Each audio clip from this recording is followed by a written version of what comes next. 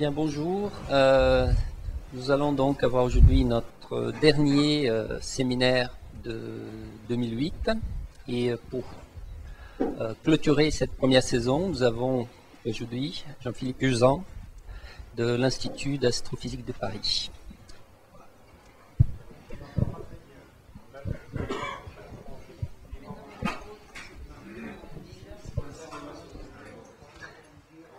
Bon, vous allez me dire si vous m'entendez en ce qui me concerne, sans micro. Donc, bonjour. Donc, les organisateurs m'ont demandé de parler de l'énergie sombre. Alors, j'ai pris l'occasion, je vais vous parler un peu d'énergie sombre, mais j'ai surtout pris l'occasion de l'énergie sombre pour d'abord vous parler de gravitation, parce que c'est un sujet, j'ai fait ma thèse en relativité générale, donc c'est quand même un sujet qui m'est cher, et surtout pour vous parler un peu de notre modèle cosmologique standard, parce que ce problème d'énergie sombre, ce que je vais essayer de vous montrer, c'est que ça pose des questions sur le modèle cosmologique. Donc il faut déjà savoir quel est le modèle cosmologique de référence, quelles sont ses hypothèses, et je vais essayer de revenir là-dessus. Donc en fait, mon séminaire va être articulé en trois parties. Une partie d'abord sur la gravitation, on va commencer même newtonien au départ. Ensuite, quelque chose sur le modèle cosmologique. Et dans la dernière partie, je vous parlerai un petit peu d'énergie sombre, mais surtout, n'espérez pas savoir ce que c'est que l'énergie sombre en son temps, parce que moi-même, je ne sais pas. Donc plutôt... Ah non, ça se saurait si quelqu'un le savait. Donc, ce que je vais essayer de vous faire savoir, c'est finalement quelles sont les questions que nous nous posons et quelles sont les choses que nous aimerions comprendre. Et quels sont les outils que nous avons à notre disposition pour aborder ces questions. Alors, commençons par la gravitation. J'ai mis le détecteur de l'énergie sombre parce que c'est même le détecteur de tout ce qui est sombre. Quand vous faites de la cosmologie, de l'astrophysique, vous avez un certain nombre d'objets, vous aimeriez savoir un peu les caractéristiques de ces objets, et par exemple, quelles sont leurs masses. Et quand vous voulez mesurer une masse, eh bien, si vous êtes en laboratoire, vous avez plusieurs façons de mesurer des masses, mais vous pouvez comparer les masses de différents objets avec des balances, ou en faisant des collisions, ou ce que vous voulez. Quand vous voulez mesurer les masses, par exemple, d'une planète, d'une étoile, eh bien, il faut faire le présupposé d'une théorie de la gravitation. Alors, la théorie de la gravitation qu'on connaît à peu près tous, c'est la théorie de Newton. Et si on regarde les orbites des planètes autour d'une étoile, par exemple, eh bien, on a une fameuse loi de Kepler, ça passe pas très bien, mais on voit que la vitesse de rotation d'une étoile eh bien, décroît avec la distance au foyer, donc à l'étoile centrale. Et vous avez cette fameuse, donc la théorie de Newton vous donne cette loi du mouvement, à partir de laquelle vous pouvez déduire les lois de Kepler. Donc si vous êtes capable d'observer des corps, le mouvement de certains objets, eh bien si vous observez ce genre de mouvement elliptique ou une partie de cette ellipse, eh bien vous pouvez savoir, si vous faites le présupposé que cette théorie est valide, quelle est la masse du corps central. Alors un exemple d'application de ça, c'est l'observation du centre de notre galaxie, et on voit des étoiles qu'on appelle S1, S2. On a monitoré leur trajectoire pendant depuis 95, donc ça fait une dizaine d'années, et on se rend compte que ces trajectoires sont des trajectoires elliptiques et qui sont toutes compatibles avec cette loi de Newton si on avait un corps ici d'une masse de 3,7 plus ou moins 1,5 million de masses solaires, que bien sûr on ne voit pas en optique. C'est donc un corps que l'on ne voit pas dans l'optique, qui a une masse qui est plusieurs fois, de millions de fois celle du Soleil. Et ce que l'on sait aussi, c'est que cette masse doit être concentrée dans une zone qui est typiquement une unité astronomique, c'est-à-dire en gros la distance entre la Terre et le Soleil et la Terre. Alors c'est quelque chose qui est noir puisqu'on ne le voit pas, et on aurait tendance à dire que, qu'est-ce que je mets à la place des trois petits points, c'est un trou noir. D'accord? Donc c'est le trou noir du centre de notre galaxie. Et donc vous voyez, pour arriver à cette conclusion, on a dû supposer que cette loi de la gravitation était correcte, et grâce à elle, à partir d'une mesure d'orbite, on arrive à déterminer la masse de cet objet que l'on ne voit pas. Alors, la deuxième application, c'est pour les masses des galaxies. Alors pour les masses des galaxies, et principalement les galaxies spirales, on peut mesurer la vitesse de certaines de ces étoiles de cette galaxie. Donc toute la galaxie est en rotation, on peut mesurer les vitesses de rotation de ces galaxies, et on peut mesurer ces vitesses en fonction du rayon au centre de la galaxie. Et donc voici les observations ici. Alors, tout à l'heure, j'ai parlé de mouvement keplérien, et si vous allez suffisamment loin sur le bord de la galaxie, vous voyez qu'il y a de moins en moins d'étoiles, et ce que vous attendez, c'est que finalement la masse principale soit localisée dans le centre de la galaxie, et vous attendez qu'au bout d'un certain moment, on retrouve une sorte de décroissance keplérienne de la vitesse de rotation de ces étoiles. Et en fait, ce n'est pas ce que vous observez que cette vitesse tend presque vers une constante, à grande distance. Alors que si vous représentez la contribution des étoiles, eh bien, voilà la courbe de vitesse à laquelle vous attendriez. D'accord? Donc, au départ, vous avez des étoiles, donc la vitesse croît avec le rayon, et ensuite, vous avez votre décroissance keplérienne. Alors, on a aussi une contribution du gaz, et on voit que si on prend en compte la contribution gravitationnelle simplement de la matière que l'on est capable d'observer, donc les étoiles et le gaz, eh bien, on n'arrive pas à reproduire cette courbe de rotation. Et donc, quel est l'argument utilisé? C'est de se dire, ben, je crois dans ma loi de la gravitation, et donc je vais rajouter un type de matière que je ne vois pas en optique, avec une distribution eh bien, qui doit être celle-ci, afin de reproduire ma courbe de rotation de galaxie. Et donc, on voit qu'il faut qu'il y ait un halo qu'on appelle de matière noire, puisque on ne le voit pas en optique, dont la densité doit décroître avec la distance au centre de la galaxie. Donc, encore une fois, c'est parce que l'on croit dans notre théorie de la gravitation que l'on infère de nos observations l'existence d'une matière non lumineuse, c'est-à-dire qui n'est pas détectée en optique. Alors, bien sûr, la gravitation ne peut pas nous dire plus sur la nature de cette matière, parce qu'aujourd'hui, que ce soit la gravitation newtonienne ou la relativité générale, ont un présupposé sur le fait que c'est une force fondamentale universelle. C'est-à-dire que tous les champs sont couplés de façon identique à cette gravitation. Donc on ne peut pas savoir si cette matière est une matière baryonique ou une autre matière d'un autre type. Alors, toujours en restant newtonien, si on prend des objets beaucoup plus gros, par exemple des amas de galaxies, ces amas vont être composés de différentes galaxies, et on a un système qui est un système autogravitant, et si on veut estimer sa masse, on peut utiliser le théorème du viriel. Donc on peut prendre ici la moyenne de l'énergie potentielle gravitationnelle et la moyenne de l'énergie cinétique. On sait qu'elles vont, pour un système stationnaire, elles vont vérifier ce genre d'équation. Alors, l'énergie cinétique moyenne, eh bien, c'est la masse moyenne fois la moyenne de la vitesse quadratique, la vitesse quadratique moyenne.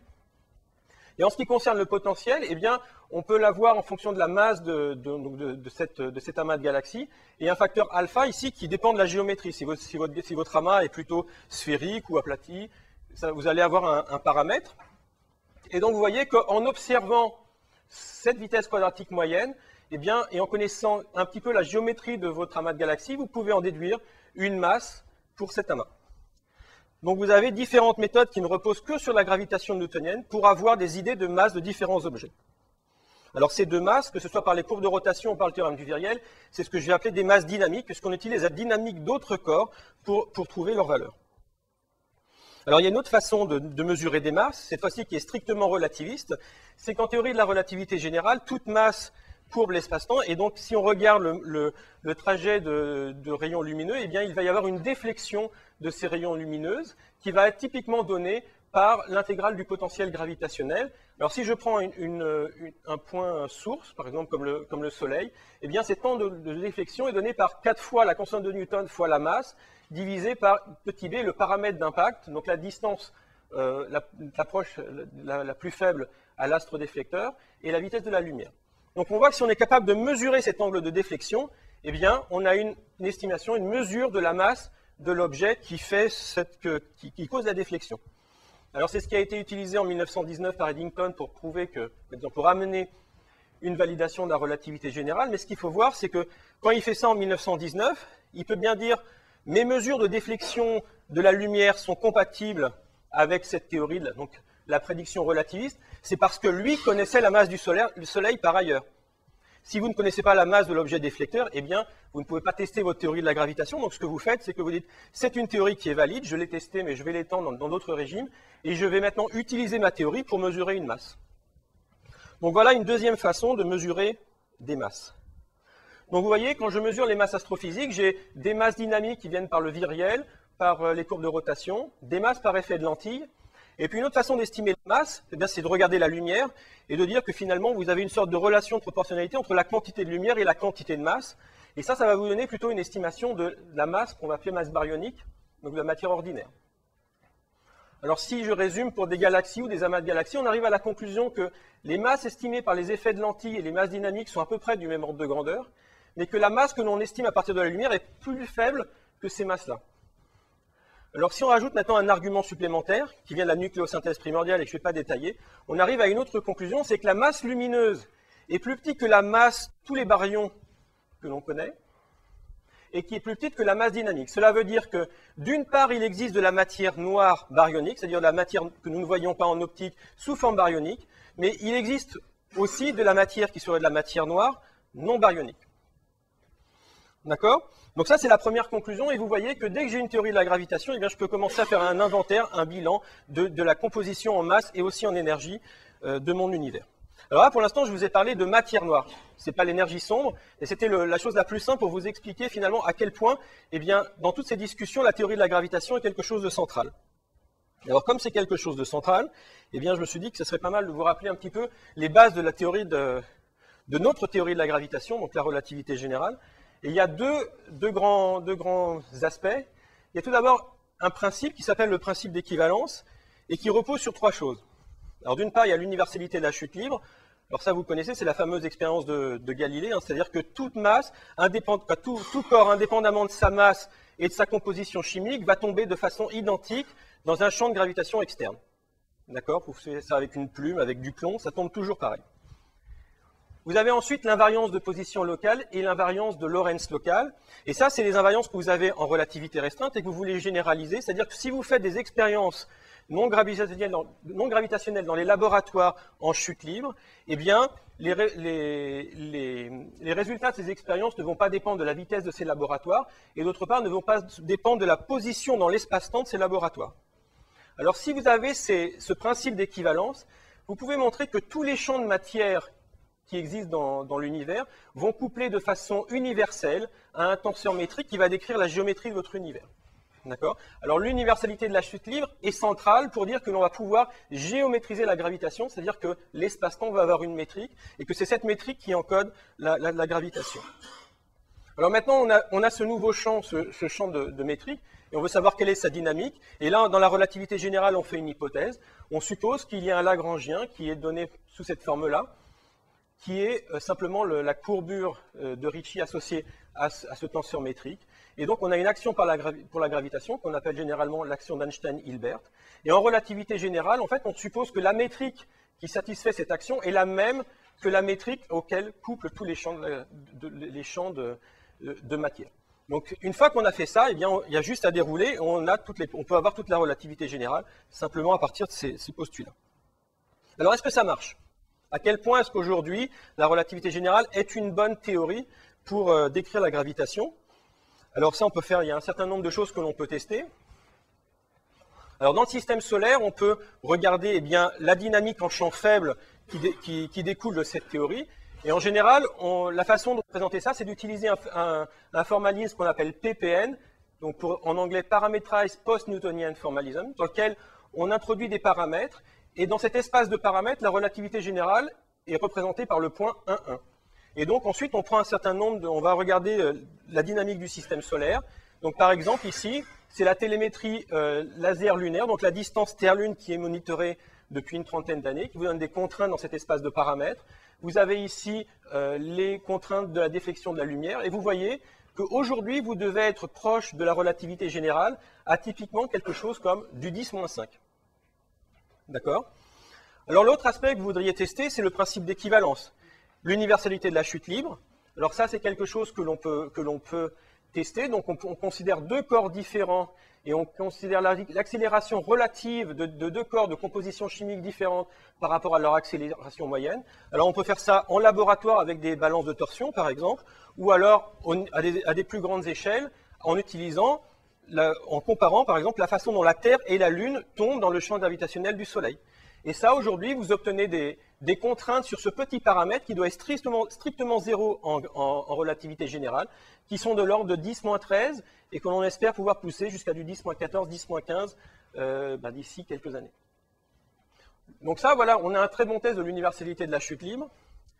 Dans le principe d'équivalence, il y avait aussi l'invariance de position locale. Alors cette invariance de position locale est reliée au fait que toutes les constantes qui apparaissent dans vos théories, par exemple la constante de structure fine, prennent les mêmes valeurs en différents points de l'espace et du temps. Et ça, on peut tester le fait que les constantes sont vraiment constantes. Donc ça, il y a des gens ici, par exemple, qui font ça avec des horloges atomiques, qui essaient de mettre des contraintes sur la dérive de la constante de structure fine ou du rapport des masses de l'électron et du proton. Donc pour l'instant, il n'y a aucune indication que l'invariance de position locale soit violée dans notre univers. Donc voilà. Donc pour l'instant, je vous ai simplement présenté la gravitation, l'aspect gravitationnel. Et donc ce qu'il faut retenir, c'est que si j'ai une théorie de la gravitation, eh bien, je peux utiliser cette théorie pour mesurer des masses dans divers systèmes, que d'un point de vue astrophysique, on a vu qu'il existait de la matière sombre. Alors je ne sais pas s'il faut l'appeler sombre, noire, transparente, ça c'est un peu au choix. Et que la gravitation, du fait de son universalité, ne nous dit rien sur la nature de cette matière. Donc aujourd'hui, notre théorie de la gravitation, c'est la relativité générale, et qu'elle est très bien testée dans le système solaire. Et donc on va l'utiliser, comme elle est très bien testée localement, et bien la seule chose qu'on va faire, c'est utiliser cette théorie on va l'extrapoler le plus que l'on peut, on va essayer de l'appliquer à tout l'univers, et voir jusqu'à quel point on arrive à des résultats qui sont cohérents. Et dans cette théorie de la gravitation, l'espace-temps a une géométrie et une dynamique, et donc c'est pour ça qu'on va utiliser cette théorie pour construire un modèle cosmologique. Ce qui me permet de passer à mon deuxième volet, qui est notre modèle cosmologique standard. Alors j'ai sous-titré ça « L'apparition de l'énergie sombre », puisque c'est dans ce modèle standard qu'il y a une nécessité pour ce type de matière. Et ce que je vais essayer de vous montrer, c'est quels sont les présupposés qui apparaissent dans la construction de ce modèle cosmologique. Alors qu'est-ce que je fais quand je veux faire un modèle cosmologique? J'ai d'une part ce que je connais de la physique. Donc j'ai un certain nombre de lois physiques qui sont basées sur des principes que j'ai déterminés, que j'ai réussi à valider expérimentalement, localement, c'est-à-dire en laboratoire, dans le système solaire. Et puis de l'autre côté, j'ai des phénomènes astrophysiques que j'aimerais bien reproduire. Alors vous voyez, ce que je peux faire, d'une part, c'est partir de ces lois de la nature. Aujourd'hui, comme je vous l'ai dit, la gravitation est décrite par la relativité générale, la matière est décrite par le modèle standard de la physique des particules, avec un certain nombre d'interactions, chacune avec des groupes de symétrie. Je peux extrapoler tout ça afin d'avoir un modèle cosmologique. Et d'autre part, j'ai des observations astrophysiques, et ce que je voudrais, c'est que ce modèle soit en accord avec mes observations. Donc le but, ça va être de prendre en compte toute la physique connue, qu'on va extrapoler pour essayer de faire un modèle d'univers, et qui rende compte le mieux possible des observations. Donc dans la cosmologie relativiste, l'équation qui me dicte la géométrie de mon espace-temps, c'est l'équation d'Einstein qui relie, donc ici le tenseur d'Einstein, à la distribution de matière. Donc ici, vous avez la géométrie, ici, vous avez la matière. Et ce que vous aimeriez savoir, c'est quelle est la métrique de notre espace-temps. C'est un problème très simple. Et vous vous rendez compte que si je veux réussir à dire quelque chose sur la géométrie, eh bien, il faut que je connaisse la distribution de matière. D'accord? Alors, ce que je vais vous montrer, c'est qu'il y a beaucoup de limitations, en fait, à ce programme, à ce petit problème. D'une part, on n'observe qu'un seul univers. Et cet univers est observé simplement depuis un seul point de l'espace-temps. D'accord? Donc, ceci va impliquer des contraintes à cette reconstruction. Et en fait, même si on avait des données complètement idéales, eh bien, on ne pourrait pas reconstruire toute la géométrie de l'espace-temps. Et ça, je vais essayer de vous faire comprendre pourquoi. Alors, comme je vous ai dit, nous observons notre univers depuis un seul point de l'espace et du temps. J'ai mis mon petit observateur ici. Et toute la lumière qui nous arrive, la lumière se propage à la vitesse de la lumière, ce qui est assez banal, mais ça veut dire que toute l'information est localisée sur ce qu'on appelle un cône, donc une section de l'espace-temps, qui est notre cône de lumière passée. C'est-à-dire que l'on observe simplement une galaxie, par exemple, au moment où sa ligne d'univers croise notre cône de lumière passée, puisque tous les photons se propagent le long de ce cône. Donc vous voyez, ici, par exemple, j'ai représenté une galaxie que je n'ai toujours pas observée, mais si j'attends, eh bien ce cône va se déplacer, eh bien il existera un moment dans le futur où j'observerai cette galaxie. Donc il existe des événements que j'ai observés, ceux dont la ligne d'univers a croisé mon cône de lumière passée, et des événements que je n'ai pas observés et que je pourrais potentiellement observer dans le futur. Donc ça, c'est la première contrainte, on observe simplement une section de l'espace-temps. D'autre part, l'univers, aujourd'hui, on sait que l'univers est en expansion, et donc comme il est en expansion, il a tendance à se refroidir. Donc si je vais dans le futur, si je remonte dans le passé, si je remonte dans le passé, l'univers était de plus en plus chaud, et ce que l'on sait, c'est qu'il y a un moment où l'univers devient opaque au rayonnement électromagnétique, ce qui fait que on ne peut observer de façon optique que l'univers après ce moment où l'univers passe de opaque à transparent pour le rayonnement électromagnétique. Et d'ailleurs, ce moment, c'est cette fameuse observation du fond diffus cosmologique qui a été obtenue d'abord par COBE puis par WMAP et que le satellite Planck va probablement observer de nouveau l'année prochaine. Et donc vous voyez, ça implique que optiquement, je ne peux pas voir toute l'histoire de l'espace-temps, je n'ai accès simplement qu'à une zone finie de l'univers. Et cette partie finie de l'univers à laquelle j'ai accès observationnellement, c'est ce qu'on appelle l'univers observable.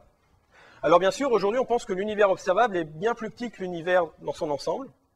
Il y a quelques années, on avait des hypothèses comme quoi l'univers pourrait être plus petit que l'univers observable, mais aujourd'hui, on a des contraintes qui viennent de l'analyse de cette image-là qui nous prouvent que ce n'est pas le cas. Et donc, vous voyez, je n'ai accès qu'à cette petite partie, et je veux, à partir de ce que je peux mesurer sur cette petite partie, je veux dire des choses sur l'univers dans son ensemble. Donc si je résume, les observations, d'une part, sont localisées sur notre cône de lumière passée, donc sur une section de l'espace-temps, et d'autre part, elles sont restreintes à l'univers observable. Ça, c'est si j'avais des observations idéales. Alors, avec des observations réelles, c'est encore pire, c'est que les observations sont incomplètes. Alors, si je veux, à partir de ça, faire un modèle de l'univers, eh bien, il va falloir que je fasse des hypothèses qui vont être des hypothèses simplificatrices. Et c'est ces hypothèses que je vais vous présenter maintenant. Alors, la première hypothèse, c'est l'isotropie. Qu'est-ce que ça veut dire? Ça veut dire que quand on fait des observations astrophysiques et qu'on regarde autour de soi, eh bien, on se rend compte que la distribution des objets sont globalement isotropes autour de nous. Donc ici, vous avez une carte, chaque point représente une direction dans le ciel, et vous avez la distribution de plusieurs milliers de radiosources, et vous voyez, cette distribution semble homogène. Il n'y a pas, quand je regarde cette carte, je ne vois pas une direction privilégiée par rapport aux autres. Ici, ce sont les anisotropies de température du fond diffus cosmologique, et si vous faites une analyse globale de cette carte, de fluctuation de température, eh bien, vous voyez qu'elle est statistiquement isotrope. Donc il semble, vous avez d'autres façons de justifier cette isotropie autour de nous, mais il semble qu'observationnellement, l'univers semble isotrope autour de nous. Ça, c'est un fait observationnel. Alors, ce n'est pas suffisant d'être isotrope autour de nous, parce que si je vous parle d'un espace et je vous dis qu'il est isotrope autour d'un point, il y a deux solutions. Soit il est vraiment isotrope autour d'un point, et dans ce cas-là, cet espace a un centre, soit eh bien, il est isotrope autour de tous ces points. Alors, comment est-ce possible? Donc, j'ai représenté ça ici par ces deux schémas. Donc, si vous habitez au point P et que vous avez une distribution d'objets qui est à symétrie sphérique, vous habitez au centre de symétrie, eh bien, vous observez vraiment un univers à symétrie sphérique autour de vous. Mais si vous considérez un autre observateur qui habiterait ici, par exemple en Q, eh bien, pour lui, il y a plus de galaxies dans certaines directions que dans d'autres, et il verrait une anisotropie dipolaire, puisqu'il est en dehors du centre. Donc, dans un tel univers, eh bien, l'univers n'est isotrope qu'autour d'un seul point, le centre de l'univers. Une autre façon, c'est de dire que vous avez une distribution à peu près homogène de points, et dans ce cas-là, statistiquement, eh bien, l'univers est isotrope autour de chacun des points, et vous voyez, statistiquement, chacun des points de cet espace sont identiques.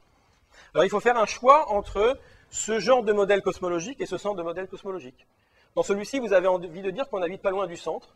Ici, vous avez envie de dire qu'on habite à peu près n'importe où. Alors, ce qui a été postulé, c'est ce qu'on appelle le principe copernicien, pour s'inspirer de Copernic. Et donc, on postule que nous n'occupons pas une position privilégiée dans l'univers. Donc, si nous ne sommes pas dans une position privilégiée de l'univers, ça veut dire que l'on va privilégier des modèles cosmologiques de ce style-là. Donc, ils sont à la fois homogènes et isotropes, statistiquement parlant. Alors, une fois que vous avez dit ça, eh bien, ça vous suffit pour déjà construire toute une classe de modèles cosmologiques dans lesquels l'espace est à la fois homogène et isotrope. Alors mathématiquement, vous pouvez exactement les connaître, puisque vous savez qu'un espace qui est homogène et isotrope, eh bien c'est un espace de courbure constante, et qu'il existe simplement trois types d'espaces tridimensionnels à courbure constante, qui sont l'espace euclidien, l'espace sphérique et l'espace hyperbolique. Donc une fois que vous connaissez la géométrie de l'espace, eh bien vous pouvez en déduire la géométrie de l'espace-temps, et typiquement, ça va être des espaces-temps qui vont avoir des sections spatiales qui ont une de ces géométries, mais dans lesquelles l'espace va être en expansion, en dilatation.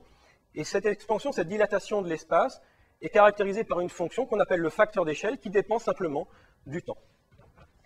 Voilà. Alors ça, c'est, vous voyez, la forme générale de la métrique de notre espace-temps dépend des hypothèses que nous avons faites sur les symétries de notre espace-temps. Donc dans ce cadre, ça restreint et ça simplifie énormément notre modèle cosmologique, puisque toute la géométrie, tout ce fameux tenseur de la métrique de l'espace-temps, se réduit à une seule fonction, le facteur d'échelle en fonction du temps, qui vous dit comment l'univers se dilate au cours du temps. Alors maintenant, si vous voulez savoir comment il se dilate, eh bien, vous allez utiliser vos équations d'Einstein. Ils vont vous dire que, voilà les équations satisfaites par ce facteur d'échelle-là, le petit a. Alors ici, vous avez ce qu'on appelle le taux d'expansion, ou la fonction de Hubble, qui est la dérivée temporelle de ce facteur d'échelle divisé par ce facteur d'échelle. Et vous voyez que ce taux est à peu près égal à la densité de matière présente dans l'univers. Alors ici, vous avez un terme qui est K sur A2, qui est nul pour un espace euclidien et qui est négatif pour un espace sphérique et positif pour un espace hyperbolique. Et maintenant, le taux d'accélération de l'expansion, vous voyez, est dicté par la somme entre la densité d'énergie et 3 fois la pression des fluides qui sont dans l'univers. Avec un signe moins, ce qui veut dire qu'en général, vous attendez à ce que cette quantité-là soit positive, c'est-à-dire que la dérivée seconde du facteur d'échelle soit négative, ce qui veut dire que vos taux d'expansion diminuent avec le temps. Donc pendant le temps, dans toute la littérature, on pensait que le taux d'expansion ralentissait avec le temps. C'est bon. Alors, je vais essayer de vous faire comprendre à quel point le principe copernicien est très important dans l'interprétation de nos observations. Alors pour cela, j'ai essayé de faire un truc, je ne sais pas si ça veut. Si. Je me suis dit que ça va peut-être être clair, j'en suis pas sûr. On va voir. Je me suis rappelé des méthodes de datation que l'on fait quand, vous savez, quand on regarde des coupes d'arbres. Par exemple, on retrouve des constructions en bois et on veut, à partir de ces constructions et donc des cernes de rondins de bois, faire une méthode de datation, ce qu'on appelle la dendrochronologie. Donc en fait, vous avez une observation qui est le rayon de ces cernes et en fonction du temps. Donc vous avez l'arbre qui croît en fonction du temps. Et vous, ce que vous aimeriez faire, c'est de la datation, c'est-à-dire trouver le temps en fonction d'une mesure du rayon. D'accord? Alors comment faire? Alors en général, pour faire ça, eh bien, vous avez été dans des forêts, vous avez fait des statistiques sur des coupes d'arbres de la région. Alors c'est ce qu'on aurait pu faire en cosmologie, mais comme je vous ai dit, on a un seul univers. Donc on n'a pas accès à une forêt pour faire une statistique des sections, on a simplement un arbre. D'accord? Mais c'est pire que ça, je vous ai dit, on observe cet univers depuis un seul point d'espace-temps, donc vous n'avez pas une collection de tranches de votre arbre, vous avez une seule section. Qu'est-ce que ça veut dire? Ça veut dire qu'a priori, quand un arbre croît, eh bien, les sections vont dépendre à la fois du temps, mais aussi de la hauteur de l'arbre, puisque l'arbre croît en hauteur. Mais comme vous avez accès qu'à une seule section, eh bien, si vous avez simplement une seule section pour reconstruire tout votre arbre, bah, quelque part, si vous dites que ça ne dépend pas trop de la hauteur, vous êtes en train de postuler que vous avez un arbre qui est plutôt à symétrie cylindrique, mais vous ne pouvez pas prouver que vous n'avez pas un arbre qui est comme ça. Donc c'est un petit peu ce que vous avez fait avec le principe cosmologique. Vous avez un principe d'uniformité qui est très fort. Vous êtes en train de dire, eh bien, l'espace-temps ne dépend pas du point où je l'observe, et donc tout est caractérisé par un taux d'expansion simplement. Et peut-être que l'univers a des structures beaucoup plus grandes, même à l'échelle de l'univers observable. Alors, quelles sont les conséquences de ce modèle? Il y a un certain nombre de conséquences. Tout d'abord, comme je vous l'ai dit, l'espace est en dilatation, donné par ce facteur d'échelle-là. Et donc, on en déduit tout d'abord l'existence de ce qu'on appelle la loi de Hubble. C'est que si je prends deux objets, eh bien, la distance physique entre ces deux objets croît en fonction du temps. Et donc, si vous prenez quelque chose d'élastique et que vous tirez dessus, ça va être les deux corps qui sont immobiles sur cette toile plastique vont s'éloigner l'un de l'autre, et leur vitesse de séparation va être proportionnelle à leur distance, et le taux de croissance va être donné par ce fameux paramètre de Hubble, donc la dérivée temporelle du facteur d'échelle. Donc vous pouvez imaginer ça comme un espace qui gonfle. Donc vous voyez que si je suis ici, je vois tous les points autour de moi s'éloigner de moi, mais je vous rappelle, on a fait l'hypothèse que l'espace est homogène, donc chaque point, chaque galaxie voit toutes les autres s'éloigner de lui de la même façon. Une autre conséquence, c'est que si vous prenez une onde, eh bien sa longueur d'onde va croître, et donc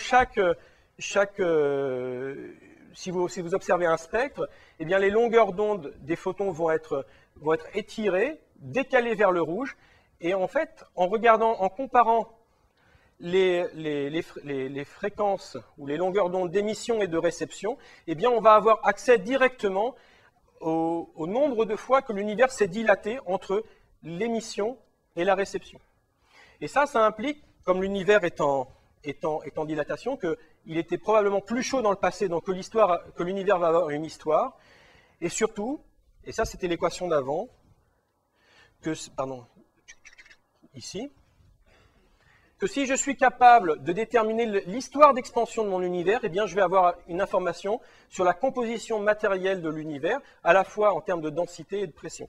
Et donc vous voyez que si je suis capable de mesurer ça ou de contraindre ça observationnellement, eh bien je vais apprendre quelque chose sur le contenu matériel global de mon univers. Alors que nous disent les observations? Donc ça c'est vraiment un résumé, parce que je ne voulais pas vous parler d'observations. Mais une des conclusions des observations actuelles, c'est que le taux d'expansion est en train d'accélérer aujourd'hui. C'est-à-dire que cette quantité-là n'est pas négative, comme on pourrait le croire, mais est positive. Donc ça, c'est l'observation qui vous dit ça. Et si vous croyez dans cette loi qui dérive de la relativité générale, eh bien, cela vous dit que la dynamique de l'univers est dominée par un type de matière qui a la propriété que sa densité d'énergie plus 3 fois sa pression est négative. Ça, c'est un constat, une interprétation des observations. Alors, est-ce qu'on peut s'en sortir? Eh bien oui, on peut s'en sortir parce que, je vous ai dit tout à l'heure, j'avais utilisé cette action pour la relativité générale. Et en fait, on peut montrer qu'on aurait pu aussi bien utiliser une action qui est presque la même, mais où j'aurais rajouté un terme constant, ici, 2 fois lambda. Et ce terme-là, c'est une constante cosmologique, un terme constant. Et ce terme-là a la propriété que sa pression est égale à moins sa densité d'énergie. Donc pour ce type de matière-là, pour cette constante-là, eh bien, on voit que cette somme-là est bien négative. Et que donc, c'est un candidat, disons, assez naturel, donc de rajouter cette constante. Ça ne change pas les équations de la relativité. Et ce terme-là vous permet d'expliquer l'expansion accélérée de l'univers. Alors si on résume un peu ce modèle-là, on va appeler le modèle lambda CDM. Pourquoi lambda? Parce qu'on a introduit cette nouvelle constante lambda dans le Lagrangien d'Einstein-Hilbert. Et puis CDM, c'est parce que ça veut dire cold dark matter. Ça veut dire parce qu'on avait vu tout à l'heure qu'il fallait aussi cette matière noire. Eh bien, dans ce modèle-là, on peut regarder, se dire finalement quelle est l'importance en termes d'énergie de cette constante cosmologique. Eh bien, en combinant assez grossièrement les données du fond diffus cosmologique qui nous donnent des contraintes dans cette direction et des supernovas ici, on voit que notre univers doit être composé en gros de 30% de matière et de 70% de cette fameuse constante cosmologique. Donc ça, c'est notre modèle standard. Observationnellement, il est très bon, puisque aujourd'hui, il est en accord avec toutes les observations existantes. Phénoménologiquement, il est très simple, puisqu'on a simplement rajouté une constante dans notre modèle et que ça permet de rendre compte des observations. Alors, est-ce qu'on est content? Alors, avant d'aller plus loin, juste pour résumer le contenu en matière de notre univers, on aurait en gros 4% de baryons, de matière baryonique, donc c'est la matière qui est visible, hein, qui interagit avec les photons. Et puis 23% d'une matière qui serait sombre, qu'on appelle la matière noire, qui elle est invisible. Et ces deux types de matière sont capables de former des structures, des galaxies, des amas de galaxies. Et on a cette fameuse constante cosmologique qui est plutôt de l'ordre de 70 à 73%, qui est à la fois invisible et dont la distribution reste homogène dans l'espace. Donc vous voyez, on arrive, si l'on croit dans notre théorie de la gravitation, à ce bilan de matière, alors que, de façon optique, la seule chose que nous soyons capables d'observer, ce sont ces 4% de matière-là. D'accord? Alors, une fois qu'on a ça, qu'on a ces nombres-là, eh bien, on peut reconstruire, en fait, l'histoire de l'univers. Donc, la matière, elle, sa densité d'énergie se dilue comme le cube du facteur d'échelle, simplement un terme de dilution. Donc, vous avez ça se comporte comme le facteur d'échelle à la puissance moins 3. Pour la radiation, il y a un effet de dilution, mais il y a aussi cet effet du fait que les longueurs d'onde sont étirées vers le rouge. Donc, au lieu d'aller en 1-3, ça va en 1-4. Donc, aujourd'hui, il y a plus de matière que de radiation. Mais si vous remontez dans le passé, il y a toujours un moment où la radiation va se mettre à dominer sur la matière. D'accord? Donc, l'univers, tout à l'heure, je vous avais dit, il est transparent jusqu'à ce moment-là, et ensuite, il va devenir opaque à la radiation. Et la constante cosmologique, vous voyez, elle commence à dominer juste aujourd'hui. Elle est constante. Donc, ce qui veut dire que si vous posiez vos conditions initiales à un moment ici, eh bien, sa valeur, en termes d'énergie, devrait être très très faible par rapport à celle des autres composants. Donc, on a l'impression qu'on rajoute quelque chose juste pour expliquer ce qui se passe aujourd'hui et que cette composante-là n'a pas beaucoup d'importance dans le reste de l'histoire de l'univers. Alors, comme je vous l'ai dit, en soi, ce n'est pas vraiment un problème tout ça, puisque si je reste à un niveau strictement classique, eh bien, j'ai rajouté une constante dans ma théorie. Cette constante, quand je rajoute une constante dans la théorie, je ne peux pas en prédire sa valeur. Donc, j'ai une nouvelle constante dans cette théorie. La seule chose que je suis capable de faire, c'est mesurer cette constante, ce que l'on fait cosmologiquement. Et c'est pour ça qu'on appelle ça la constante cosmologique, puisque le seul endroit où cette constante intervient dans toute la physique, c'est au niveau de la cosmologie. Mais maintenant, il y a un problème quand on essaye de faire le lien avec la théorie quantique des champs, puisque dans cette théorie-là, eh bien, le vide a une certaine énergie, et si vous essayez d'avoir une image compatible de la théorie quantique des champs d'un côté et de la relativité générale, eh bien, cette énergie du vide va avoir un effet gravitationnel. Donc vous pouvez vous dire, mais ce vide se comporte comme une constante cosmologique, c'est donc un bon candidat pour savoir ce qu'est cette constante cosmologique, essayons d'estimer quelle va être son amplitude. Donc si d'un côté, vous pouvez savoir, vous mesurez la valeur de la constante cosmologique, donc vous pouvez estimer la densité d'énergie associée à cette constante cosmologique, c'est quelque chose comme 10 puissance moins 47 GeV à la puissance 4. Alors si vous vouliez maintenant estimer cette énergie du vide depuis la théorie quantique des champs, vous diriez que c'est quelque chose comme la masse fondamentale de cette théorie à la puissance 4, et ça va être plus grand que des choses de 10 puissance 12 GeV4, ça dépend à quelle échelle on met cette énergie-là. Et vous voyez que on arrive à ce que l'estimation théorique dans ce cadre-là est extrêmement grande par rapport à ce que l'on observe. D'accord ? C'est ce qu'on appelle le problème de la constante cosmologique, qui est un problème encore ouvert aujourd'hui. C'est de comprendre, finalement, comment cette énergie du vide pèse, et pourquoi est-ce qu'elle pèse si peu. Puisque si ceci était vrai, si cette prédiction était vraie, eh bien la dynamique de l'univers aurait commencé à accélérer déjà depuis bien longtemps, et il est probable que l'univers serait très différent de ce qu'il est aujourd'hui. Donc on arrive à la conclusion que si cette contribution existe, eh bien, la constante que l'on observe, c'est à la fois la somme de la contribution de la constante qu'on a le droit de rajouter dans les équations d'Einstein, qui est une constante libre, et puis de cette contribution qui se comporte comme une constante qui vient de l'énergie du vide, et qu'il se trouve que ces deux constantes doivent être telles que leur somme est très petite devant la constante d'origine quantique. Donc voilà, c'est ce qu'on appelle le problème de la constante cosmologique, et aujourd'hui, il n'y a pas d'explication, comme moi je n'en connais pas, à ce problème.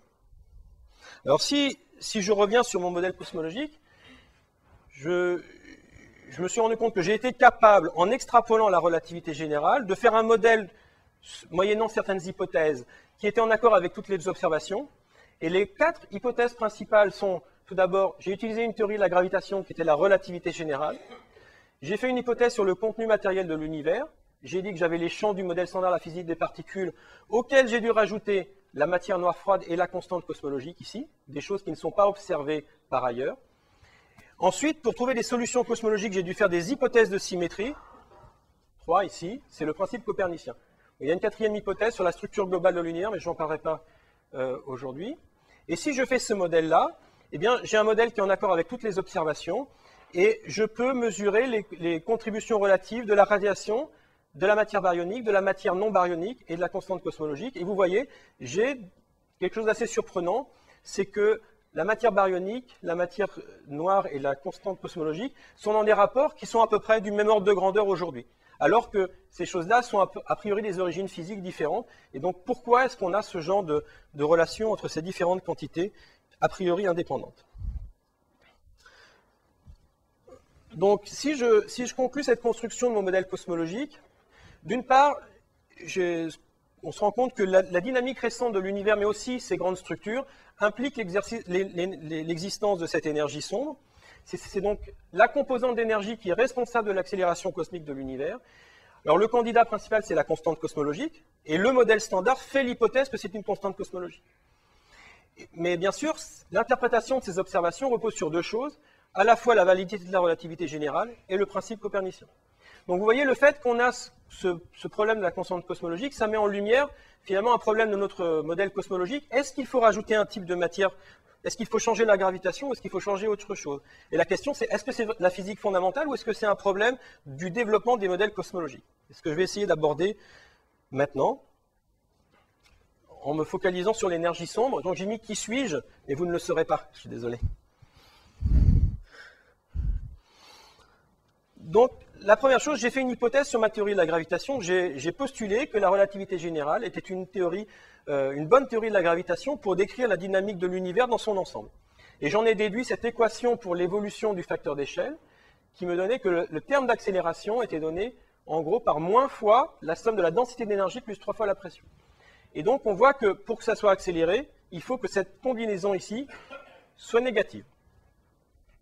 Alors maintenant, si je veux me poser des questions, savoir finalement quelle est l'origine de cette expansion accélérée, j'ai deux voies. J'ai une première voie qui me dit, finalement, derrière ça, il y a de la nouvelle physique. Ça veut dire quoi de la nouvelle physique? Il va y avoir de la nouvelle matière, une matière qui aurait cette propriété-là. Ou alors, je n'ai pas le droit d'utiliser cette équation. Ce qui voudrait dire que quelque part, quand je vais aux très grandes échelles, je dois modifier la relativité générale. Je n'ai pas de test direct de la relativité générale à des échelles astrophysiques. Ou alors, je pourrais me dire, il n'y a pas de nouvelle physique, mais je pourrais remettre en cause le principe copernicien, puisque si l'univers n'est pas homogène et isotrope, la géométrie globale de l'univers n'est pas simplement décrite par une seule fonction du temps, ce facteur d'échelle-là, mais par une géométrie plus complexe, et j'interprète toutes mes observations cosmologiques en faisant un mauvais présupposé de la géométrie de mon espace-temps. D'accord? Donc je biaise finalement mon interprétation des observations. Donc ce que je vais essayer de faire, c'est d'aborder ces deux aspects. Pardon? Non, d'accord, je continue. Alors bien sûr, quand vous avez ce genre de problème où vous me dites « Oh, j'aimerais trouver un type de matière tel que la densité d'énergie plus 3 fois la pression est négative », la seule chose que vous avez à faire, c'est de demander à un théoricien, c'est assez facile à faire. Non mais on peut, c'est des jeux faciles, je vais vous en montrer un. Alors j'ai mis le grand lambda, pourquoi? Parce que ça c'est le modèle de référence, c'est une constante pure. Et puis des modèles, il en sort à l'appel dans la littérature. Vous avez des noms assez... Le premier connu, ça avait été la quintessence. Ça fait bien quintessence. Et puis il y en avait plein. D'accord? Alors bien sûr, la première chose que vous pourriez faire, c'est prendre ces modèles un par un, les comparer aux observations et dire « Ah, celui-ci, les paramètres sont plus en accord avec les observations qu'un autre. » Le problème pour l'instant, c'est que comme toutes les observations, comme le modèle avec la stricte constante ici, est en accord avec toutes les observations, et que la plupart de ces modèles-là, vous pouvez les déformer de façon presque continue pour avoir cette constante cosmologique, eh bien, vous ne pouvez pas les exclure pour l'instant. Et ça, c'est un problème, c'est-à-dire que ces modèles sont plus ou moins contraints, mais on ne peut pas les exclure. Alors, je vais vous donner un exemple, c'est la fameuse quintessence. Alors, la quintessence, qu'est-ce que c'est? C'est un champ scalaire qui évolue dans un potentiel, et un potentiel qui a une particularité, c'est d'avoir cette forme qui décroît vers 0, peut-être en loi de puissance inverse ou en exponentielle vers les grandes valeurs du champ. Et pour un tel champ scalaire, eh bien, la densité d'énergie, c'est l'énergie cinétique plus l'énergie potentielle, alors que la pression, c'est l'énergie cinétique moins l'énergie potentielle. D'accord? Et vous voyez que si vous vous posez la question du régime où je vais être très très loin ici, le champ va commencer à rouler de façon lente, eh bien, l'équation d'état, donc le rapport entre la pression et la densité, ça va être moins 1, plus 2 fois le rapport entre l'énergie cinétique et la vitesse, qui va devenir très très petit. Et vous voyez qu'asymptotiquement, eh bien, ce champ scalaire se comporte comme une constante cosmologique. D'accord? Donc ça, voilà un modèle que vous pouvez construire comme ça, qui va vous donner une explication pour l'accélération de l'univers. Bien sûr, vous avez à comprendre, eh bien, pourquoi est-ce que ce champ commence à dominer simplement aujourd'hui? Ce que vous avez vu, c'est un problème de l'univers très récent, c'est ce qu'on appelle le problème de coïncidence. Et puis d'autre part, vous rajoutez un champ dans votre modèle. Comment est-ce que ce champ s'accorde avec les autres champs existants dans le modèle standard de la physique des particules? Alors comme il y avait beaucoup de modèles, une façon d'aborder le problème en essayant de ne pas faire de présupposés sur un modèle précis, c'est d'essayer de définir des classes d'universalité. Alors ça, c'est un truc que j'avais proposé il y a 2-3 ans, et que je peux résumer de façon schématique de la façon suivante. Dans le modèle standard, j'ai la matière ordinaire, celle du modèle standard de la physique des particules, qui coupe de façon universelle à ma métrique de mon espace-temps. Et la première chose que je peux faire, les premières classes de modèles, comme celui que je vous ai présenté de la quintessence, c'est rajouter un type de matière, appelons phi, qui elle aussi va coupler minimalement à la métrique, ici, et dont l'effet va être finalement un effet cosmologique. On veut que cette matière puisse avoir une pression négative aujourd'hui et dominer le contenu matériel de l'univers aujourd'hui. Donc on voit que si j'étais capable d'écrire une action, je devrais rajouter un secteur qui est séparé de tous les autres secteurs et qui décrit simplement la dynamique de ce champ-là. Oui, mais si c'est un champ et que ce champ est suffisamment léger, imaginez qu'il couple d'une façon ou d'une autre à la matière ordinaire. Il va être responsable pour une nouvelle interaction à grande portée, d'accord? Et dans ce cas-là, on va appeler ça une modification de la gravitation. Alors c'est par exemple le cas des théories tenseurs scalaires, dans lequel ce champ scalaire couple à la fois à la métrique, mais couple aussi à la matière ordinaire. Alors s'il couple de façon universelle à la matière ordinaire, eh bien on va avoir par exemple une variation de la constante gravitationnelle. S'il couple de façon non universelle, eh bien il va y avoir une violation de l'universalité de la chute libre, une variation des constantes. Alors d'un point de vue théorique, ce que je fais, c'est que je rajoute un secteur pour ce champ scalaire, comme je le faisais ici. Mais maintenant, ce que je vais supposer, c'est que les champs de matière ne couplent pas directement à cette métrique-là, mais couplent à une autre métrique qui fait intervenir le champ scalaire. Donc vous voyez ici, j'ai rajouté de la matière. Ici, j'ai rajouté de la matière, mais j'ai aussi changé ce que j'appelle l'interaction gravitationnelle. Alors ce que j'appelle l'interaction gravitationnelle, pour moi, c'est la seule interaction à grande portée qui n'est pas compensée. C'est comme ça que je définis la gravitation. Donc ça, c'est deux possibilités. Alors il y a une troisième possibilité, c'est de se dire, je vais rajouter de la matière, comme ici, mais cette matière va avoir une propriété un peu bizarre. Plutôt que de coupler simplement à la métrique, elle va se coupler à certains champs de matière, et en particulier aux photons. Alors c'est le cas, par exemple, dans les modèles où on a des actions, on peut avoir un mélange entre actions et photons. Alors pourquoi est-ce que ça a permis de penser que ces modèles pourraient expliquer l'accélération de l'univers? Eh bien en fait, si vous avez un type de matière qui couple aux photons, imaginez que vous avez une supernova qui explose, elle a une certaine luminosité. Si une partie de ces photons oscille en action entre le moment où ils sont émis et le moment où ils arrivent sur Terre, eh bien vous ne détectez qu'une partie des photons qui ont été émis. Donc vous sous-estimez la luminosité de vos supernovas. Donc si vous utilisez les supernovas comme des chandelles standards, eh bien en fait, quand vous sous-estimez leur luminosité, c'est comme si vous les placiez plus loin dans l'univers. Donc en fait, vous biaisez votre interprétation des observations. Alors ce qu'on a montré, c'est qu'il y avait d'autres conséquences et que ce genre de possibilité aujourd'hui est quasiment à exclure. Alors il y a une troisième façon, c'est de faire un petit peu comme ici, mais c'est de changer beaucoup plus radicalement la structure du secteur gravitationnel. Et au lieu d'avoir simplement deux gravitons de masse nulle, comme on l'a ici en relativité générale, c'est d'introduire toute une série de gravitons, qui peuvent être des gravitons massifs en général, et donc on en a une infinité. Et ce sont des genres de modèles dans lesquels l'interaction gravitationnelle est modifiée, et qui sont par exemple, qui apparaissent dans des modèles de type Brane ou des modèles de type multigravité. Alors vous voyez, on a toute une... Alors ce qu'il y a, c'est que tous les modèles que je connais dans la littérature tombent d'une façon ou d'une autre dans une de ces cases. Donc ce qui est assez intéressant. Et ensuite, on peut se poser la question, est-ce qu'il y a des signatures spécifiques au modèle d'une de ces classes? C'est-à-dire de savoir, sans regarder modèle par modèle, si on doit plutôt considérer des modèles qui sont ici, ici ou ici. Comme je vous l'ai dit, ici, ces modèles-là, aujourd'hui, sont quasiment à exclure. Alors ça, c'est vient d'un test sur les dualités des distances. On peut définir différents types de distances en cosmologie, soit à partir de la luminosité, soit de façon plus géométrique à partir des distances angulaires. Et elles sont reliées par une certaine loi qui suppose le fait qu'il y a conservation du nombre de photons. Et en fait, on peut montrer que cette loi est bien satisfaite aujourd'hui. Donc ça met un peu en défaut ce type de modèle. Alors je vais vous en présenter deux de ces tests. Alors c'est des choix complètement biaisés parce que c'est deux sur lesquels j'ai travaillé, donc c'était mon facteur de choix.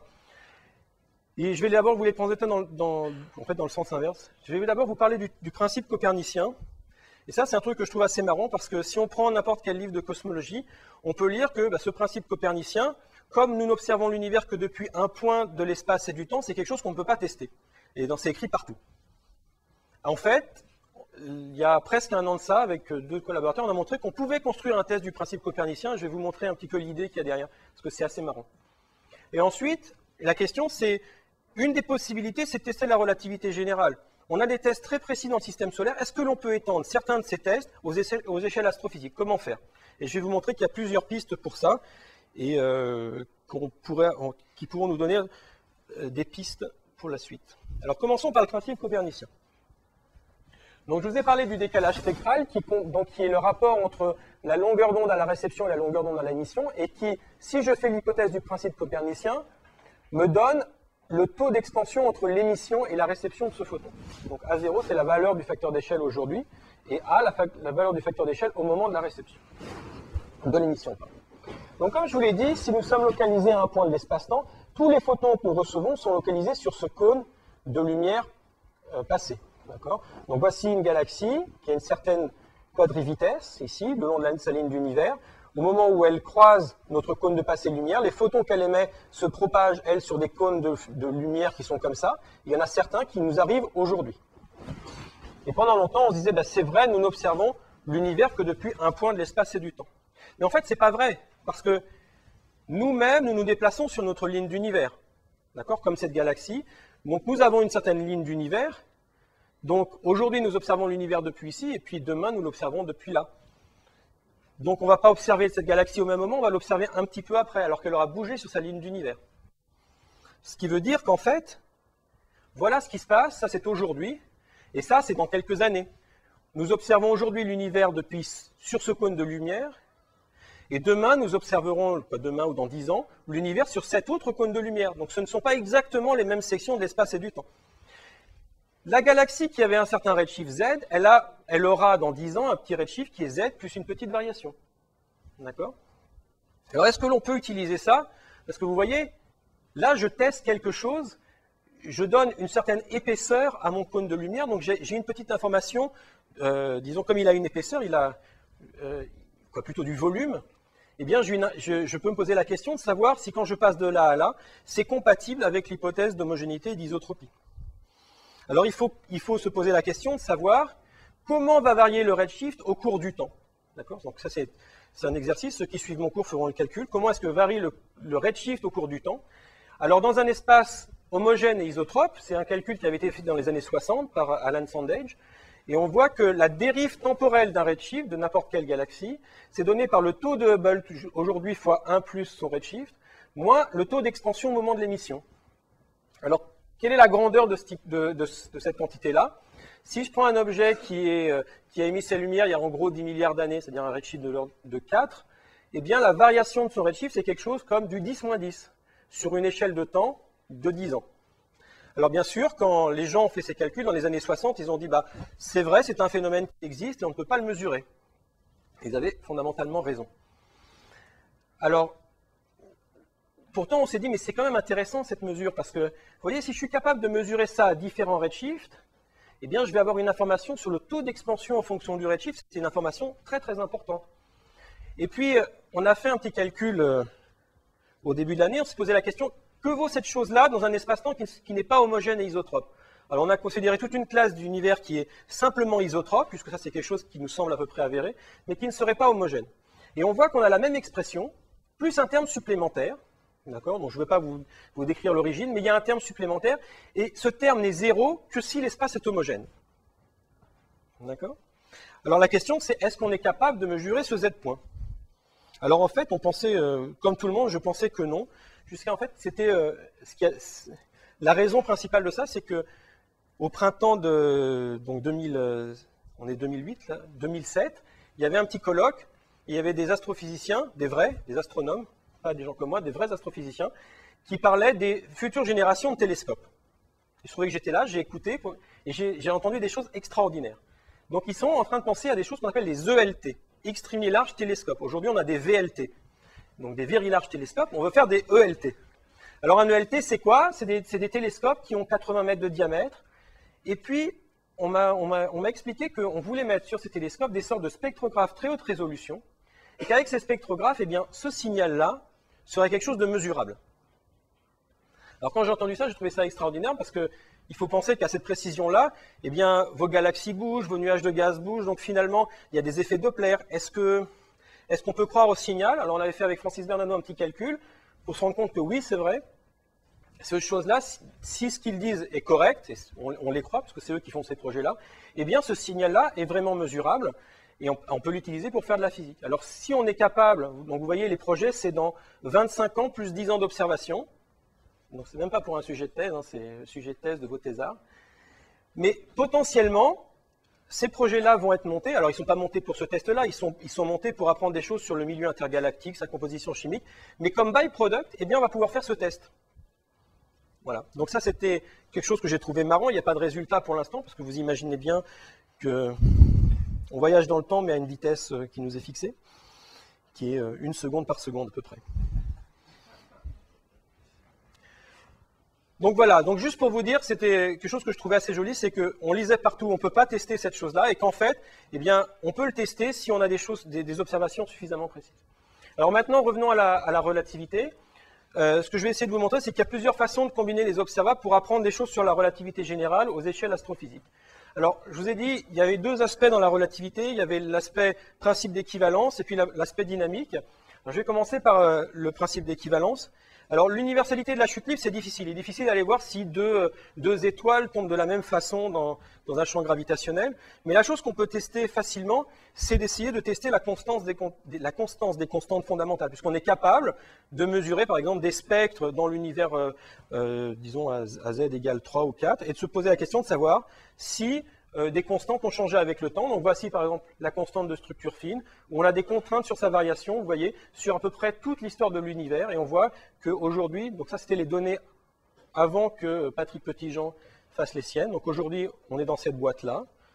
Donc on sait que cette constante-là n'a pas varié de plus de 10 moins 6 à peu près sur toute l'histoire de l'univers. Et on peut faire le même exercice pour différentes constantes et se rendre compte que cette invariance de position locale semble tenir sur à peu près toute l'histoire de l'univers. Alors l'autre façon, c'est de tester les lois de la gravitation. Si je prends la relativité générale et que je vais en champ faible, je m'attends à retrouver quelque chose qui est typiquement du Newton, puisque Newton c'est la limite champ faible et petite distance de la relativité générale. Et il se trouve que ce régime-là, quand on regarde la formation des grandes structures, c'est un régime qui est assez précis pour faire nos prédictions.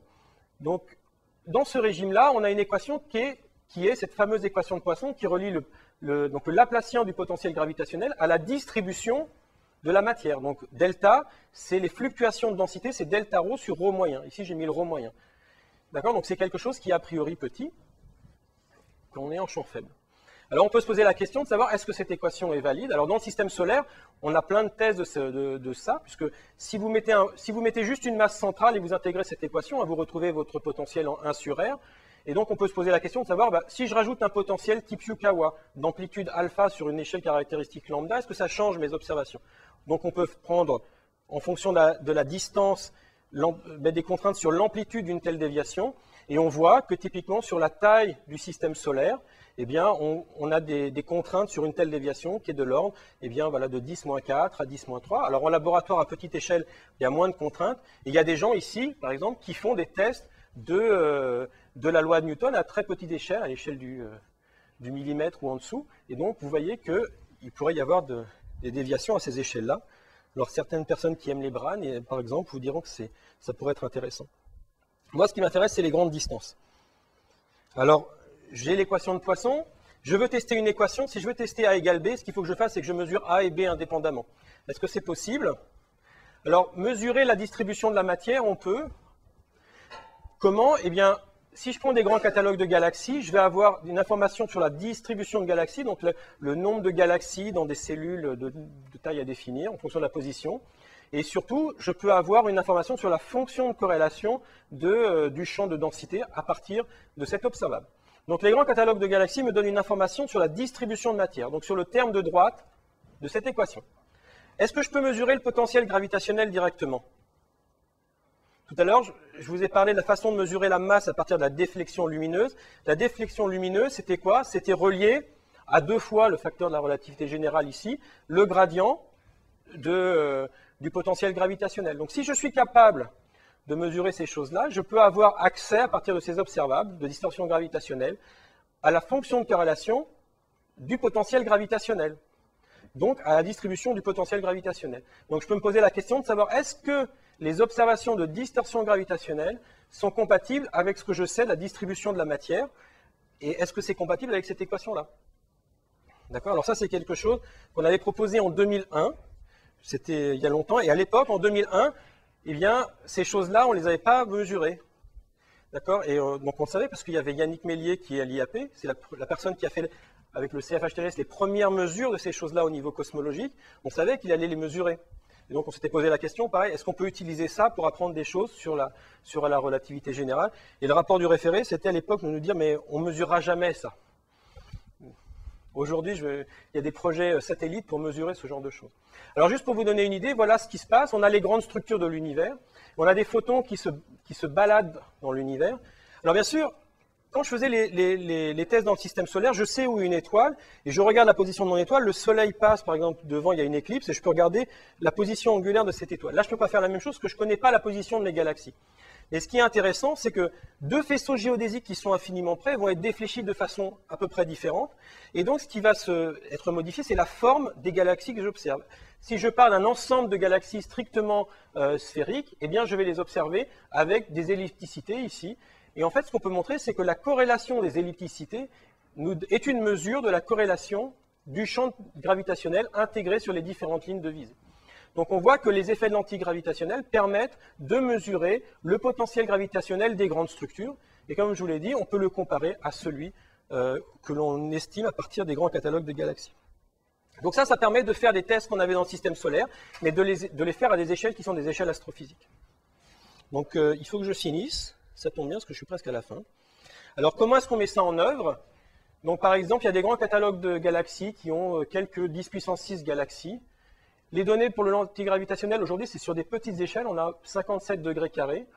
Et donc il y a eu une étude qui a été faite l'année dernière par Olivier Doré, qui montre que jusqu'à des échelles de 10 mégaparsecs, eh bien, on ne voit aucune déviation à la relativité générale.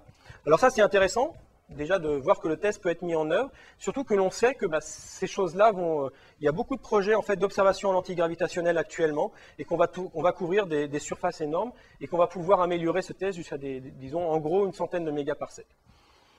Alors, comment... Je vous ai montré simplement l'équation de Poisson, mais en fait, il faut prendre en compte les choses de façon un peu plus complexe. Les lentilles gravitationnelles, elles, sont sensibles... J'avais marqué 2 fois le potentiel gravitationnel. En fait, quand on fait les perturbations relativistes, on a 2 potentiels gravitationnels et ils sont égaux que dans une certaine limite. Donc en fait, les lentilles gravitationnelles nous donnent accès à la somme des 2 potentiels gravitationnels. Les champs de densité, eux, nous donnent une estimation de la densité des fluctuations de densité dans l'univers. Et on a accès aussi aux champs de vitesse. Alors les champs de vitesse, c'est directement le gradient, mais d'un des seuls potentiels, celui-ci, pas celui-ci. Donc on voit que si on est capable de mesurer ces 3 choses en même temps, eh bien on va pouvoir construire des tests de la relativité générale assez précis, parce qu'on va pouvoir comparer le mouvement de particules massives, de particules de masse nulle, et on va pouvoir aussi les comparer aux sources du champ gravitationnel. Alors ça, c'est des choses qui maintenant sont en discussion dans le cadre de l'Agence spatiale européenne. Il y a un projet Euclide, qui s'appelle Euclide, qui se vise en fait à faire ce genre de test. Donc c'est, alors là pareil, je ne sais pas les échelles de temps, mais c'est plusieurs dizaines, c'est au moins une dizaine d'années. Et donc je conclus avec mon dernier transparent. Donc je ne sais pas ce que c'est que l'énergie noire. La seule chose que je peux vous dire, c'est que l'énergie noire, si on veut résumer, c'est la cause de l'accélération, de l'expansion accélérée de l'univers aujourd'hui. On a beaucoup de modèles qui ont été proposés. Vous avez eu mon transparent avec une certaine liste de modèles. Alors bien sûr, tout à l'heure, je vous avais parlé du problème de la constante cosmologique. Aucun de ces modèles ne résout le problème de la constante cosmologique. D'accord? Donc il présuppose implicitement que ce problème-là est résolu par ailleurs. Alors le point intéressant, c'est que ça nous a obligés à se dire à quel point est-ce que vous croyez dans votre modèle cosmologique, à ces hypothèses. Et on s'est rendu compte qu'il y avait des hypothèses à différents niveaux, des hypothèses sur les lois de la nature qu'on extrapolait comme la gravitation, et puis des hypothèses qui étaient strictement cosmologiques, comme ces principes de symétrie et le principe copernicien.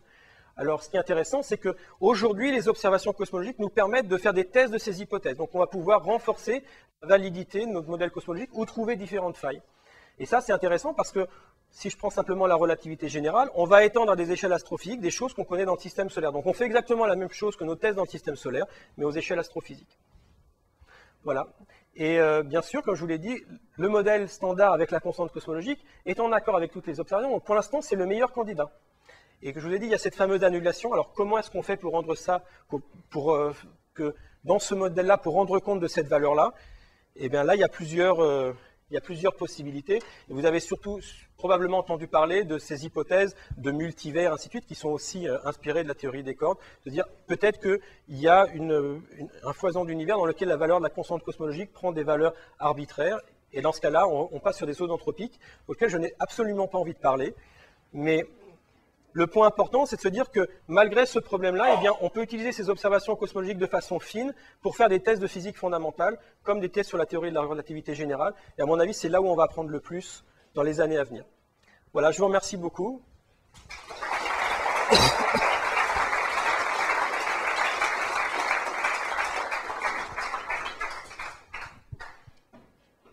Bien, nous passons à la partie de discussion. Je vous demanderai seulement d'attendre l'arrivée du micro. Merci.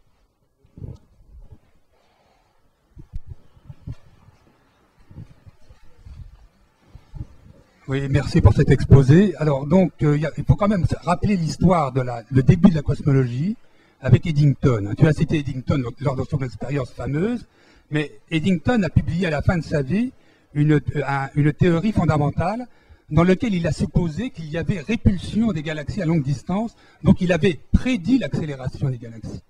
Donc la question est, est-ce que tu as regardé la théorie fondamentale d'Eddington comme candidat à cette énergie? Alors, j'ai 2 réponses.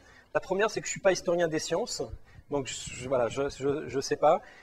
La deuxième, c'est que vous citez Eddington, mais le premier, alors ça c'est un de mes collègues qui s'appelle Offerlave de Londres qui m'a montré ça. Il m'a dit, dans les Principia, il y a déjà la constante cosmologique. Quand Newton fait l'étude de la gravitation universelle, il regarde les différents types de potentiels, donc il considère le potentiel en 1 sur R, et puis il se rend compte qu'on obtient aussi des orbites fermées pour des potentiels qui sont proportionnels à R, donc qui sont vraiment la constante cosmologique. Et alors il trouve ça extraordinaire, il a un passage là-dessus qui c'est vrai, on sent qu'il est ému, et on m'a même montré un passage des Principia commenté par Chandrasekhar qui dit « c'est le seul endroit où Newton s'émeut dans tous les Principia, il est complètement froid. À cet endroit-là, il s'émeut, on ne sait pas pourquoi. » Et alors ensuite, quand il fait la cosmologie newtonienne, il oublie complètement ce terme, donc il les considère séparément. Donc sa seule erreur finalement à Newton, c'est de ne pas avoir mis la somme des deux. S'il avait mis la somme des deux, Newton aurait été notre précurseur. Et le problème, c'est aussi la cosmologie newtonienne, c'est que quand on fait un modèle de cosmologie newtonienne avec ce type de potentiel, eh bien la valeur de la constante cosmologique, sa valeur est donnée par la masse dans tout l'univers. Donc il y a quelque chose de mackien là-dedans. Et aujourd'hui, ça c'est d'un point de vue newtonien, mais d'un point de vue relativiste, elle n'intervient pas du tout de la même façon. Donc voilà, c'était juste pour rebondir sur Eddington.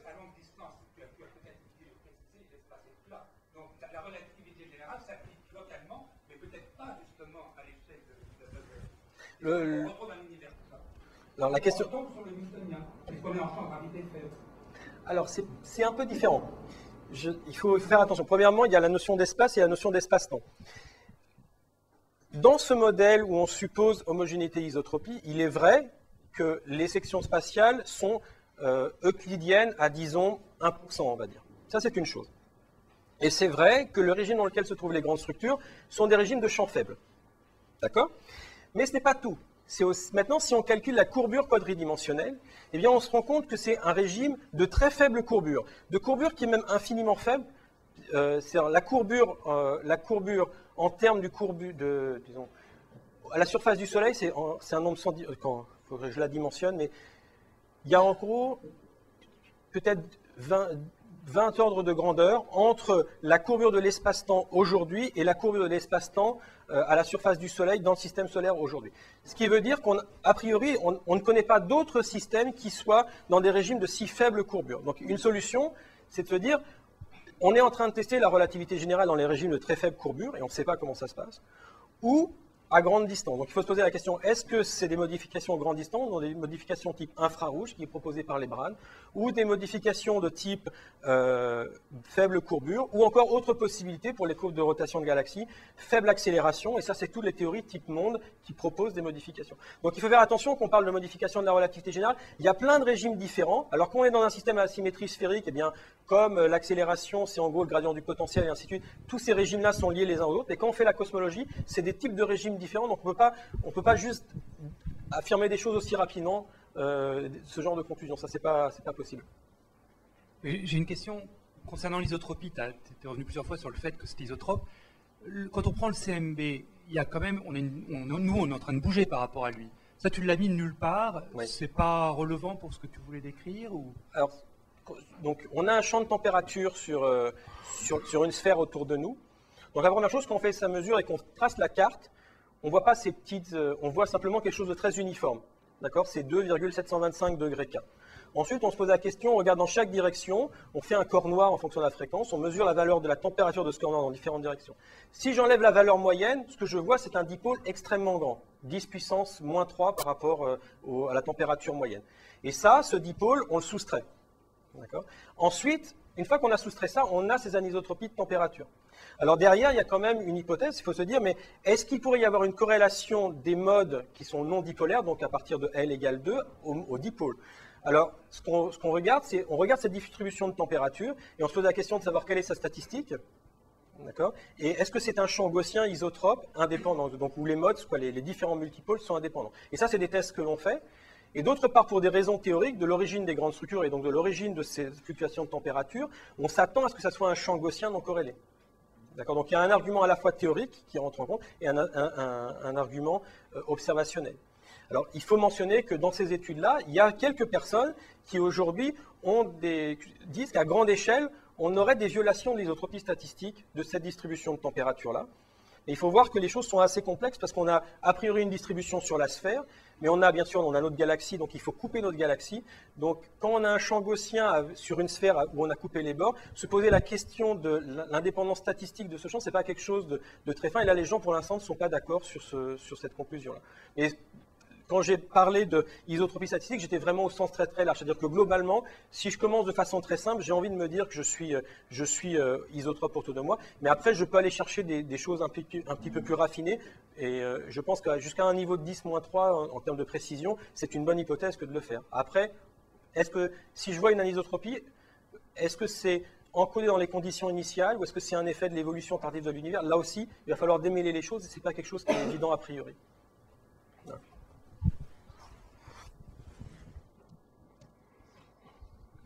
Vous aviez dit à un moment que la taille de l'univers observable, on pensait à présent qu'elle était plus petite que la taille de l'univers total. Or, il y a plusieurs années, je me souviens qu'il y avait eu un article, je crois que c'était dans Nature, qui disait à partir des paires de cercles de corrélation dans le CMB que justement la maille élémentaire topologique serait plus petite que la taille de l'horizon du CMB. Est-ce que ça a été rejeté donc depuis? Alors, je suis bien placé pour le savoir parce que j'étais un de l'auteur de l'article de Nature. Donc c'est pour ça que je l'avais mis dans ma liste d'hypothèses, parce que ça aussi c'était une hypothèse qu'on disait est-ce que l'univers est fini, infini, est-ce qu'on peut le tester? Et donc on avait fait cette proposition. Donc l'idée, c'est si tu as une topologie non triviale, tu vas avoir une échelle caractéristique associée à ta topologie et tu veux te poser la question de savoir quelles vont être les signatures observationnelles de ce genre de choses. Alors, si tu prends une onde, par exemple, et que tu mets ton onde dans une boîte, tu changes tes conditions aux limites. Les équations sont les mêmes, les équations de vibration ne dépendent pas des conditions aux limites. Et puis, en fait, quand tu excites tes modes, tu vas exciter que certains modes qui doivent être compatibles avec les conditions aux limites de l'espace dans lequel vivent ces modes. Donc, on avait simulé des cartes de fond diffus cosmologiques et on s'était rendu compte qu'il y avait des corrélations très précises dans ces anisotropies de température pour ces espaces topologiques, tant que la taille de la caractéristique de la topologie était plus petite que la taille de l'univers observable. Et on avait proposé donc cette chose-là. Et ce qu'il y a, c'était juste au moment où les premières données WMAP avaient été proposées. Et en fait, quand l'article a été écrit, le point central, c'était de dire, regardez le spectre de puissance angulaire, donc la fonction à 2 points de ces anisotropies. Il y a un problème à grande échelle, et dans ces espaces-là, on résout ce problème. Et ensuite, on avait dit, dans les modèles qui résolvent ce problème, voici un certain nombre de prédictions. Qu'à l'époque, on ne pouvait pas faire parce que, premièrement, les données WMAP n'étaient pas publiques. Et deuxièmement, elles n'avaient pas la précision, les données premiériennes n'avaient pas la précision nécessaire. Mais avec les données à 3 ans, les gens ont fait cette analyse. Donc là, c'est une équipe d'Américains, David Spergel et Komatsu et je ne sais plus qui. Et en fait, ils ont montré que le signal attendu n'était pas là. C'est-à-dire que les corrélations sur des cercles qui en plus ont donné leur séparation angulaire dans le ciel et leurs différents twists. Donc tout était prévu, c'était complètement rigide, on ne pouvait rien changer, il n'y avait pas de petits paramètres. En fait, n'existaient pas dans ces données-là. Voilà. Donc, ils ont regardé ce qu'il fallait regarder. On a même échangé avec eux puisqu'on leur avait donné des cartes simulées où il y avait le signal, où ils ont rajouté du bruit pour voir si leur algorithme de recherche était efficace. Et voilà, donc pour moi, c'est une bonne preuve. Alors je sais qu'il y a certaines personnes qui n'acceptent pas la conclusion, mais ça, dans ce cas-là, il faut refaire soi-même une analyse des données. C'est 1 ou 2 ans de travail. Voilà. Oui, vous avez un peu répondu à ma question à venir en parlant de la question précédente. Ma question, c'est quel est le statut aujourd'hui du modèle, enfin entre parenthèses Luminet et consorts, de l'univers spatial multiconnexe? Qu'est-ce qu'on peut dire aujourd'hui par rapport à il y a 1 an, 2 ans, 10 ans, etc. Ça se confirme? Moi, je dis que par rapport à 2005, au moment où il y a eu cette analyse qui a été faite, il n'y a rien qui a changé. Et que donc on a une contrainte sur la taille minimale d'un univers multiconnexe, qui est typiquement de l'ordre de 95% de fois de la taille de l'univers observable. Le problème, c'est que plus on va à des grandes échelles, plus on est il y a des problèmes ce qu'on appelle de variance cosmique, donc les données sont de moins en moins précises, et donc on peut exclure de moins en moins de modèles. Et que de toute façon, si la taille de ces espaces-là est plus grande que la taille de l'univers observable, on n'a pas de signature observationnelle. Donc à partir du moment où on parle d'échelle plus grande que la taille de l'univers observable, on retombe dans la métaphysique. Et comme le disait, je ne sais plus, c'est Paul Valéry, plus il y a de métaphysique, moins il y a de physique. Et comme moi, je me considère plutôt comme un physicien, je me suis arrêté là. Voilà. Vous avez pas une donnée Bah, la référence... Bah, l'article, c'est... Ah oui, mais dans l'article, donc c'est David Spergel, Eiichiro Komatsu et Neil Cornish, qui doit être 2005. C'est dans Physical Letter, ils expliquent tout leur algorithme dans Physical Review Letter. Et je crois qu'il y a un article dans PhysRevD en plus, un gros. Mais,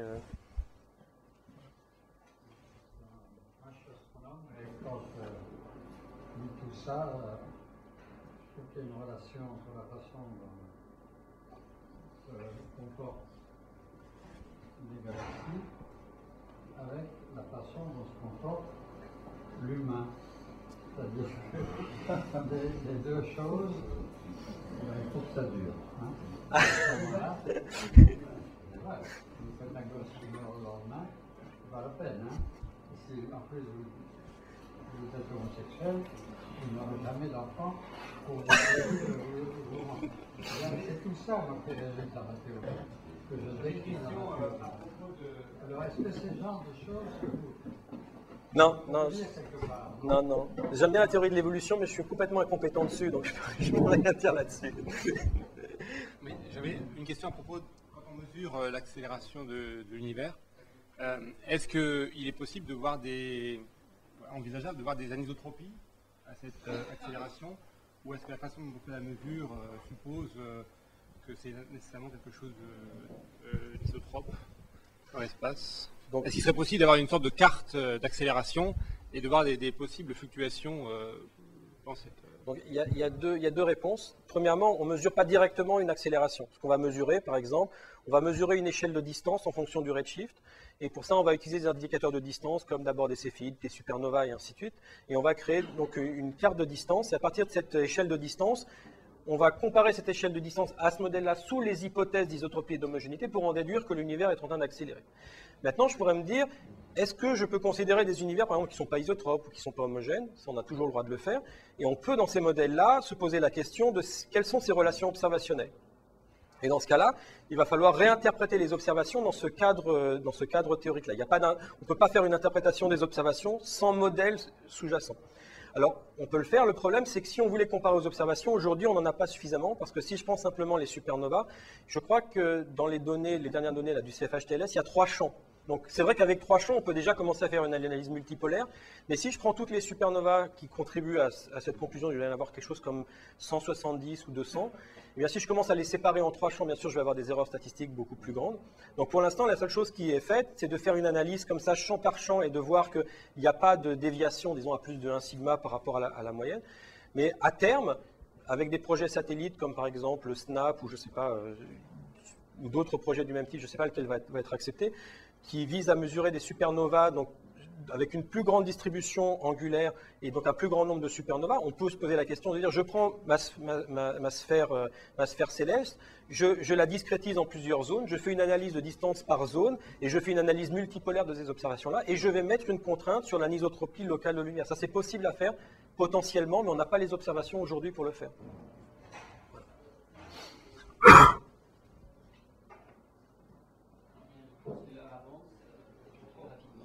Plus qu'à 1 seconde par seconde. Et donc, on va remercier la table. Merci.